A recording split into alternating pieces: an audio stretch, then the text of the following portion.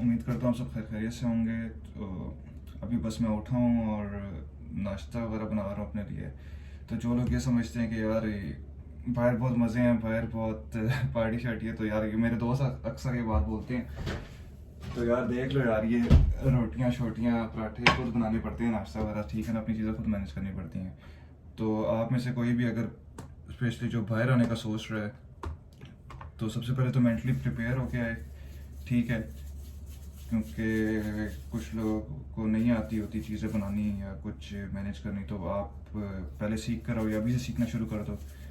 क्योंकि मुझे भी नहीं आती थी, मैंने भी यहाँ पे आके सीखनी है चीज़ें सारी, ख़ास तौर पे पराठे सराठे पराठे बनाना, रोटियाँ बनाना और काफ़ी चीज़ें बनाना।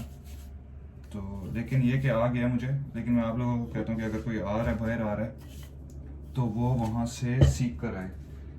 मतलब एटलीस्ट को चीज़ें पता हो कि किस तरह सारी चीज़ें वगैरह बनती हैं, क्या चीज़ें होती हैं, ठीक है। तो आज मैं आपको बताऊंगा, क्योंकि काफ़ी दो तीन बंदे मुझसे सवाल पूछ रहे थे कि ब्लॉक अकाउंट और बैंक स्टेटमेंट में क्या फ़र्क है ना। तो अगर आप जर्मनी स्टडी के लिए आ रहे हो, तो स्टडी के लिए आपको सिर्फ बैंक स्टेटमेंट चाहिए, ब्लॉक अकाउंट चाहिए, सॉरी। सिर्फ आपको ब्लॉक अकाउंट चाहिए, बैंक स्टेटमेंट नहीं चाहिए ना उसके लिए आपको। ब्लॉक अकाउंट किस लिए चाहिए होता है जर्मनी में? क्योंकि जर्मन गवर्नमेंट आपसे श्योरिटी मांगती है कि आपके अकाउंट में इतने पैसे, इतने अमाउंट है कि आप यहाँ पे खुद सरवाइव कर सकें, ठीक है। तो वो आपको कहती है कि आप इतने पैसे आप हमारे अकाउंट में ब्लॉक करवाएं, और जब आप जर्मनी आ जाएंगे तो बेसिकली यही पैसे जो हैं ये हम आपको वापस करते रहेंगे। लेट्स सपोज अभी नेक्स्ट ईयर से इन्होंने ब्लॉक अकाउंट बढ़ा दिए, तो ब्लॉक अकाउंट की जो प्राइस होगी है वो होगी है 11,208 यूरोस, ठीक है। तो आपको उसके हिसाब से आपको करना पड़ेगा ये सब चीज़ें ना। तो स्टडी के लिए बेसिकली आपको लाजमी चाहिए ब्लॉक अकाउंट ना। और जब आप बेसिकली जब एम्बेसी में जाते हो, तो वो भी आपसे उसका सर्टिफिकेट मांगते हैं कि आपने अमाउंट ब्लॉक करवाई भी या नहीं करवाई भी। जर्मनी में ही क्यों चाहिए? क्योंकि जर्मनी में ज़्यादातर जो यूनिवर्सिटीज हैं एजुकेशन फ्री हैं, और ये चाहते हैं कि आप लोग के पास इतनी अमाउंट हो कि आप यहाँ पे सरवाइव कर सकें, या आपके पास इतना बैलेंस हो कि आप अपने अकोमोडेट कर सकें, आप अपने खाने पीने का रख सकें, आप मतलब जर्मन गवर्नमेंट के ऊपर आप बोझ ना पड़े ना। तो ये उस पे कहते हैं ताकि आपके पास अमाउंट होनी चाहिए। बैंक स्टेटमेंट उन कंट्रीज में चाहिए यूरोप के जिधर ब्लॉक अकाउंट नहीं चलती। लेट सपोज अगर आप इटली आ रहे हैं, इटली की अगर मैं बात करूं या स्पेन की बात करूं, किसी और कंट्री की बात करूं, तो वहाँ पे ब्लॉक अकाउंट नहीं है। तो वहाँ पे बेसिकली वो मांगते हैं, बैंक स्टेटमेंट आपसे मांगते हैं कि आप हमें बैंक स्टेटमेंट दिखाएं। बैंक स्टेटमेंट भी वही काम कर रही होती है, ब्लॉक अकाउंट भी बेसिकली वही काम कर रहा होता है। लेकिन बैंक स्टेटमेंट में क्या होता है, बैंक स्टेटमेंट में आप 6 मंथ्स तक या 12 मंथ्स तक आप अमाउंट रख के आप दिखाते हो बैंक स्टेटमेंट, और फिर आप निकलवा सकते हो। तो और अगर आप इटली वगैरह आते हो या स्पेन आते हो, तो यहाँ पर आके आपको चीज़ें फिर खुद मैनेज, आपको जॉब करनी पड़ती है, ये चीज़ें मैनेज करनी पड़ती हैं। ब्लॉक अकाउंट जर्मन गवर्नमेंट इसलिए मांगती है, जब आप यहाँ पर आते हो तो आप अपना ब्लॉक अकाउंट ओपन करवा लेते हो। तो जो 11,208 यूरोस हैं, वो बेसिकली पर मंथ आप उसको 12 पे डिवाइड कर दो, तो पर मंथ आपको उतनी अमाउंट वापस मिलती रहती है। तो उस अमाउंट से क्या होता है कि स्टार्ट के जो 2 से 3 मंथ्स हैं वो बेसिकली आपके कवर हो जाते हैं। आप उसमें ब्लॉक अकाउंट में कवर कर सकते हो कि यार अगर आपके पास कोई जॉब नहीं है या आप नए हो, आप चीज़ें आपको समझ नहीं आ रही, तो आपको वहाँ से ना आपको समझ आना शुरू हो जाती हैं चीज़ें, कि मतलब थोड़ा सा सर्कल आप एक चल पड़ता है। तो उसके बाद ये कि फिर आप मैनेज करना शुरू कर देते हो। मैंने असल में क्या किया था, मैंने ये किया था कि मैंने ब्लॉक अकाउंट भी मैंने शो करवाया था और बैंक स्टेटमेंट भी शो करवाई थी अपनी ना।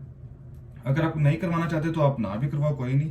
लेकिन ये कि अगर आप करवाना चाहते हो तो उससे ये हो सकता है कि आपकी शायद एम्बेसी में आपकी फाइल थोड़ी सी ज़्यादा स्ट्रांग हो जाए।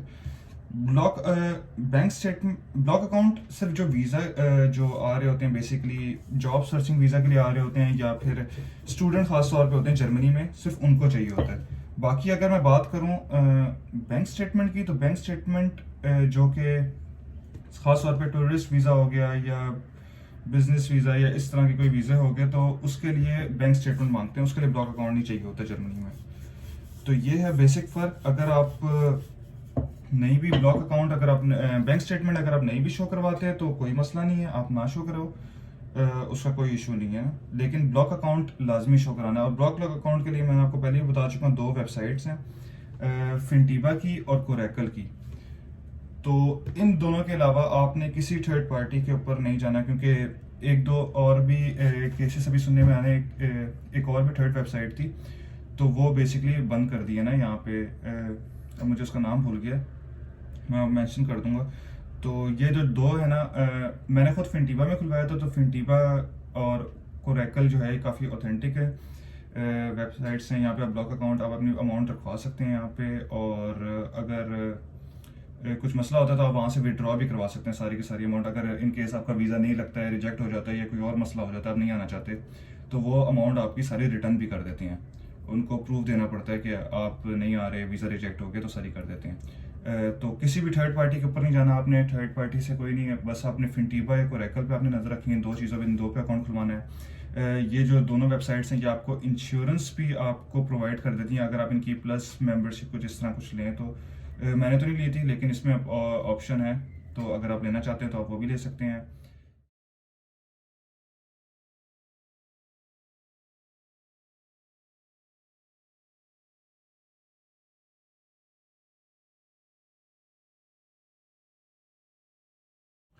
अब कुछ बंदे मुझसे ये सवाल कर रहे थे कि ब्लॉक बैंक स्टेटमेंट क्यों ज़रूरी है 6 मंथ्स की ना, मतलब क्या लाजमी है कि नहीं लाजमी। अगर आप नहीं भी दिखाते तो कोई मसला नहीं है उसमें, आप सिंपल ब्लॉक अकाउंट दिखा दो।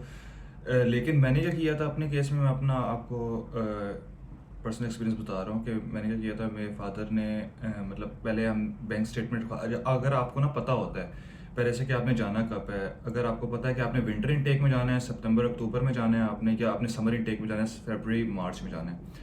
अगर आपने विंटर इनटेक में जाना है सितंबर या अक्टूबर में, तो आप जनवरी में बेसिकली क्या करो, जनवरी में आप 20 to 25 लाख या 30 लाख के करीब जितनी भी आपकी अमाउंट है, आप वो बैंक में रखवा दो, ठीक है।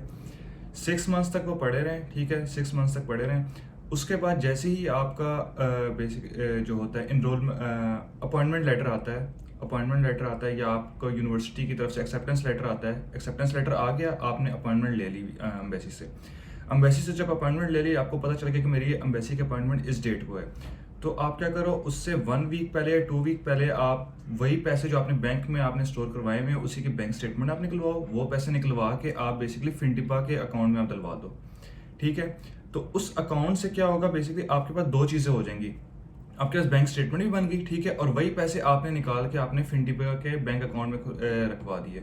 तो फिनटीपा का जो बैंक अकाउंट है वो 2 to 3 वर्किंग डेज में ना आपका ओपन हो जाता है। आप उसमें अमाउंट ट्रांसफ़र करते हो, आप वेस्टर्न यूनियन के थ्रू कर सकते हो। अगर वेस्टर्न यूनियन नहीं तो पाकिस्तान में बैंक अकाउंट्स हैं, फॉरेन करेंसी अकाउंट ओपन करते हैं, तो आप उसके थ्रू भी आप बाहर आप पैसे भेज सकते हो। तो ये दो ऑप्शन हैं आपके पास।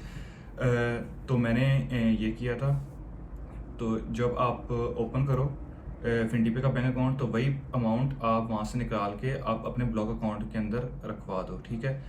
तो जो अम्बेसी को आप दोनों चीज़ें शो करा दो, इसमें भी कोई मसला नहीं है। आप मैंने तो दोनों चीज़ें शो कराई थी, बैंक स्टेटमेंट भी शो कराई थी, फिनटीपा का ब्लॉक अकाउंट भी शो करवाया था। अगर आप नहीं कराना चाहते ना करो, कोई ऐसा ऐसा इशू नहीं है। लेकिन ये है कि उससे आपकी क्या होगी, एक जो फाइल है आपकी, केस जो है थोड़ा सा स्ट्रॉन्ग हो जाएगा। वो कहेंगे कि यार ठीक है, इसके पास बैंक स्टेटमेंट भी है, इसके पास ब्लॉक अकाउंट भी है, तो मतलब ये है, इसके पास इतनी अमाउंट है कि ये बंदा सर्वाइव कर सकता है वहाँ पे जाके, तो कोई इशू नहीं होगा इसको।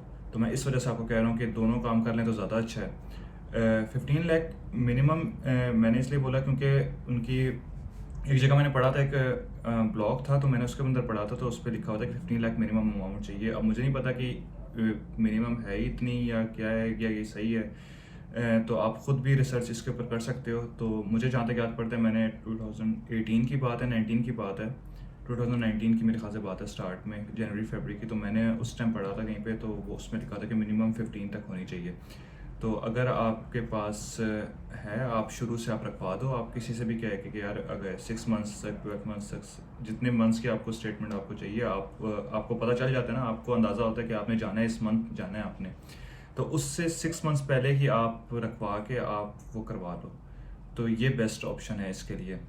बाकी अगर बात रही फिनटीबा के प्रोसेस की, तो फिनटीपा का सिंपल आपने अकाउंट ओपन करना है, ठीक है। आपने ईमेल आईडी आपने एक रखनी है, ठीक है ना। ये नहीं कि आप ये फिनटीपा पे आप अलग ईमेल आईडी चला रहे हो, कोई और आपने दी हुई हो, यूनिवर्सिटी वगैरह कोई और दी हुई है। अगर आप यहाँ पे जर्मनी आ रहे हो तो कोशिश करो आप एक ईमेल आईडी पे ही चलो, अपनी प्रोफेशनल ईमेल आईडी बनाओ और उसी प्रोफेशनल ईमेल आईडी पे ही आप सब चीज़ें हैंडल करो। आप वीज़ा की अपॉइंटमेंट हैंडल करो, यूनिवर्सिटी के साथ आप कॉन्टैक्ट में रहो, आप फिनटीपा का अकाउंट बनवाओ। कोई भी आपने काम करना है आप एक ईमेल आईडी से करो, 2-3 ना घुसो उसमें चक्कर में, वो आप बाद में आपके लिए मैनेज करना काफ़ी मुश्किल हो जाएगा। तो फिनटीपा का प्रोसेस बिल्कुल सिंपल है। आपने सिंपल अकाउंट अपना ओपन करवाना है, अपना जिस तरह आप डिटेल्स वगैरह एंटर करते हो सिंपल वो करनी है। पासपोर्ट नंबर वगैरह, अपना लास्ट नेम, फर्स्ट नेम, वो सब चीज़ें देख लेना, बिल्कुल सही एंटर होनी चाहिए। फिर जब आप यहाँ पे जर्मनी आ जाते हो तो यहाँ पे आप आके अपना जर्मनी के अंदर आप अपना बैंक अकाउंट ओपन करवाते हो। तो जब बैंक अकाउंट ओपन करवाते हो और आपके पास आपकी सिटी रजिस्ट्रेशन हो चुकी होती है, सिटी रजिस्ट्रेशन ये है कि आपको रूम मिल चुका होता है, तो वो एड्रेस होता है बेसिकली। तो वो एड्रेस आपने, और जो आपकी अनमेल्डिंग होती है, सिटी रजिस्ट्रेशन जो होती है, वो आपने फिनटीपा में अपनी अपलोड करनी होती है कि आप जर्मनी एंटर हो चुके हो, आपका वीज़ा लग चुका है, आप जर्मनी के इस टाइम इस जगह पे हो। जो एड्रेस देते हो आप अपने घर का, वो एड्रेस दे देते हो। तो जब आप वहाँ पे दे देते हो तो वो फिर आपसे वेरिफिकेशन करते हैं। वो वीडियो वेरिफिकेशन होती है आपसे, ठीक है। आपके डॉक्यूमेंट्स वगैरह चेक करते हैं, आपके पासपोर्ट चेक करते हैं कि पासपोर्ट ओरिजिनल है नहीं ओरिजिनल। आपके साथ एक वीडियो कॉल 5 to 10 मिनट्स की वीडियो कॉल होती है। तो उसमें आपका नाम वगैरह, डेट ऑफ बर्थ वगैरह पूछते हैं, पासपोर्ट नंबर पूछते हैं, पाकिस्तान से बस किधर से आए हो, पाकिस्तान से आए हो, इंडिया से आए हो, तो ये चीज़ें तो सिंपल सा होता है। और वो फिर 2 से 3 दिन में वो भी आपका बैंक अकाउंट ओपन हो जाता है। और जब आप यहाँ पर आके जर्मनी में आप बैंक अकाउंट ओपन करवाते हो अपना जर्मनी का, तो वो जो बैंक अकाउंट नंबर है, आईबान नंबर, वो आप फिनटीपा पे अपना वहाँ पे अपलोड कर देते हो। तो वो फिनटीपा वाले क्या करते हैं, बेसिकली वो पैसे आपके उस बैंक अकाउंट में ट्रांसफ़र करते रहते हैं पर मंथ। वो 860 यूरोज़ बनते हैं या 900 समथिंग यूरोज़ बनते हैं, वो आप देख लेना कितने यूरोज़ बन रहे हैं। तो वो आपको ना उस अकाउंट में मिलते रहते हैं। तो ये है फिनटीपा का बिल्कुल बेसिक सा प्रोसेस है, सिंपल सा प्रोसेस है। अगर आप उनकी इंश्योरेंस लेना चाहते हो तो आप उनकी वेबसाइट पे देख लो इंश्योरेंस के क्या चार्जेस हैं। वो प्राइवेट इंश्योरेंस मविस्ता है, वो प्रोवाइड करते हैं। वो रिकमेंड की जाती है जो 30 ईयर से प्लस हैं उनके लिए, ज़्यादातर वो मविस्ता ही यहाँ पे करते हैं, पब्लिक इंश्योरेंस नहीं उनको डील करती। तो आप ये चीज़ें, इंश्योरेंस के बारे में भी मैं आपको एक नेक्स्ट वीडियो में बता दूंगा कि इंश्योरेंस का किस तरह चलता है, प्राइवेट और पब्लिक आप कौन सी चूज़ करनी चाहिए आपको। तो ये थी खैर से कि आपको ब्लॉक अकाउंट और बैंक स्टेटमेंट में फ़र्क था इसमें। अगर फिर भी कोई आपको क्यूरीज वगैरह हैं तो आप कमेंट कर सकते हैं। आप बाकी ये कि आप अपना देखते रहें कि आपने आना कब है सबसे पहले, और मेंटली प्रिपेयर हो जाएं कि, और आपको पता होना चाहिए अपना गोल कि आपने किस तरीके इंशाल्लाह नेक्स्ट उसमें मुलाकात होती है आपसे। आप सब अपना ख्याल रखिएगा। अल्लाह हाफ़िज़।